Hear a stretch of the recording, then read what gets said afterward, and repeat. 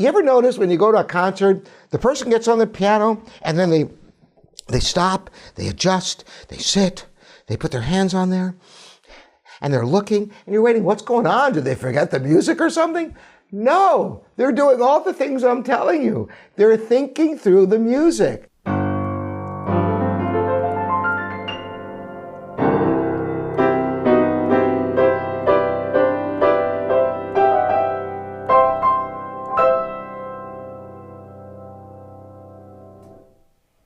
Robert Estrin here at livingpianos.com. The question today is about how to play at lessons. You know, you prepare all week, you're ready for your lesson, the moment comes, and then boom, you play for your teacher and everything goes wrong, and you're going, what happened here? So I'm going to give you some tips today. Now, there's a lot to this question, and I'm going to first just talk about the basics, about how to play for your teacher, and this applies to performance or even playing for friends. Sometimes you practice and practice and everything's going fine. You can play your piece over and over again fine. And as soon as you play it for somebody, everything goes wrong. And you wonder, what's going on? Is there anything you can do about that? And there are a number of things you can do. Naturally, preparation is key so that you can play the piece through without stopping. And so you can do it successfully a number of times.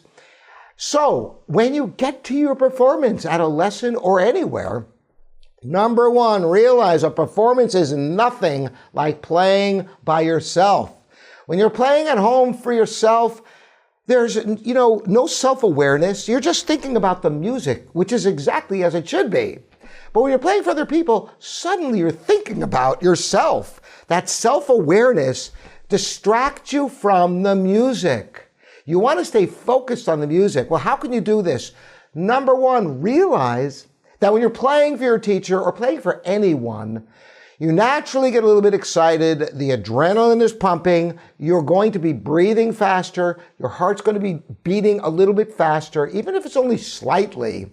Everything is elevated. So you have to combat this with relaxation. Take a deep breath. Before you start playing, think the tempo you're going to play. Very important. Not only at the beginning of the piece, but think through maybe a couple of other places. If you're playing a sonata or a sonatina, think the beginning part and then think after the double bar, after the repeat.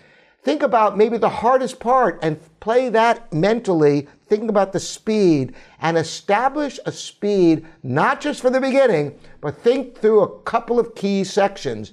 And you ever notice when you go to a concert, the person gets on the piano and then they stop, they adjust, they sit, they put their hands on there, and they're looking, and you're waiting, what's going on? Did they forget the music or something? No, they're doing all the things I'm telling you. They're thinking through the music. They're not going to start without thinking about it because they may take the wrong tempo. Think about this. Once you start at the wrong tempo, you are sunk. You're stuck with that tempo. What, are you going to slow down in the middle of a performance? Of course not. So take your time establishing the speed, and because your body is heightened, take it a notch slower than you just established, and you might be spot on your usual tempo. But what I'm going to talk about today is something quite different. I brought up all these other things I've just said. What I'm going to talk about today is how to approach at a lesson. Let's say you have a piece you've been working on for a couple of weeks, maybe even longer than that. Maybe it's a longer piece. It's taking you a while to learn it. So you have the beginning section, you have it in great shape. You can play it up to speed and everything. But then the next section, you sort of have it, but if you take it at that speed, you're going to have a little bit of problems. And then you get to the later section that you just learned maybe the last couple of days, and you have to take it much slower. So you're wondering, what the heck are you going to do? Take the whole thing really slowly from the beginning, just so you can accommodate the part you just learned? Or maybe you want to take it at the slower speed that you have the second section so that at least you can get through the first two sections at the same speed. Well, I'll tell you what I do with my students. I tell them right out of the gate, I know you've been working on this, you probably have the beginning in good shape. Go ahead and for the sake of the lesson, just so that I understand how you have each section, I don't want you to just start from the beginning and gradually slow down. That would not be in anybody's best interest. But if you have a chunk of the music up to tempo, play it up to tempo. And then when you have to slow down in another section, let me know, yeah, this section I don't have up to speed, but I can play it at another speed, and play as far as you can. And then when you get to the part you just learned, then maybe you have to take a much slower tempo there. That way your teacher can understand the level you have the different sections of the piece on, so they can help you appropriately. Because maybe the first section you're playing up to speed, but there are problems with how you're approaching it up to tempo that wouldn't be revealed if you played it under tempo. And same thing with each successive section.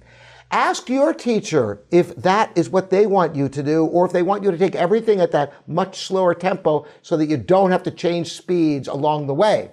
Naturally, in performance, you never want to do that. But for the sake of the lesson, for your teacher to understand the work you have done and the level you have at different sections of a piece, I think it's a great way to approach the performance at a lesson.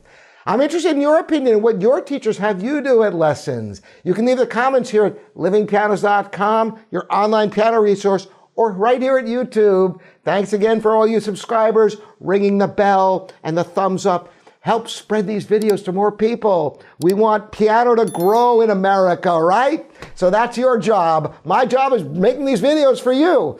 More to come. Thanks again for joining me. We'll see you next time.